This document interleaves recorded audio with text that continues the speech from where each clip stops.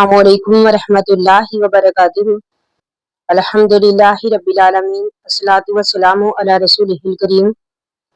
अम्मा बाद फ़अऊज़ु बिल्लाहि मिनश शैतानिर रजीम। बिस्मिल्लाहिर रहमानिर रहीम।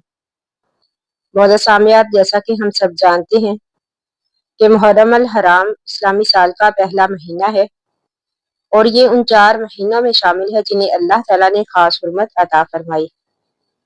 लेकिन अफसोस कि बहुत से लोग मुहर्रम की फजीलत और इसमें किए जाने वाले मसनून अमाल से वाकिफ नहीं होते। तो आज हम आपको ऐसे 5 अहम अमाल बताएंगे जो मुहर्रम में करना बाइसे अजर व सवाब है। तो पहला अमल है अल्लाह ताला से तौबा और इस्तिग़फ़ार। नए इस्लामी साल का आगाज तौबा और इस्तिग़फ़ार से करें। गुज़रे साल की कोताहियों पर नदामत का इजहार करें और अल्लाह ताला से माफ़ी मांगे। तो इसी तरह दूसरा अमल है यौम अशूरा का रोज़ा। मुहर्रम की 10वीं तारीख यानी अशूरा का रोज़ा बहुत फजीलत रखता है।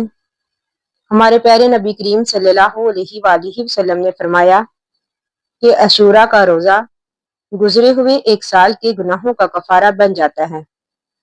बेहतर यह है कि हम 9 और 10 मुहर्रम या फिर 10 और 11 मुहर्रम का रोज़ा रखें। तीसरा अमल है नफल इबादत का एहतमाम करें। नमाज, तिलावत कुरान, जिक्र अस्कार और दुआ का मामूल पहले से ज़्यादा बढ़ा दें। यह महीना जो है अल्लाह के करीब होने का बेहतरीन मौका है।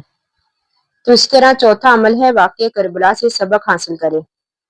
हज़रत इमाम हुसैन अलैहिस्सलाम और इनके साथियों की कुर्बानी हमें हक, सब्र, इस्तकामत और दीन पर साबित कदम रहने का दरस देती है।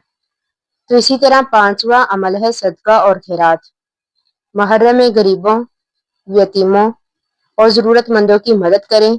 सदका जो है अल्लाह ताला की रज़ा हासिल करने का बेहतरीन जरिया है। तो मौजूद सामियात, मुहर्रम जो है हमें गम, सब्र, कुर्बानी और अल्लाह ताला की अताअत का पैगाम देता है। आइए वादा करें कि इस मुहर्रम में अपनी इबादत को बेहतरीन बनाएंगे, सुन्नत के मुताबिक जिंदगी गुजारने की कोशिश करेंगे। तो अल्लाह ताला से दुआ है कि अल्लाह ताला हमें अपनी रजा के मुताबिक जिंदगी गुजारने की तौफीक दे। आमीन सुम्मा आमीन। आखिर दावाना अनिल हम्दुलिल्लाहि रब्बिल आलमीन। अस्सलामु अलैकुम वरहमतुल्लाहि वबरकातुहू।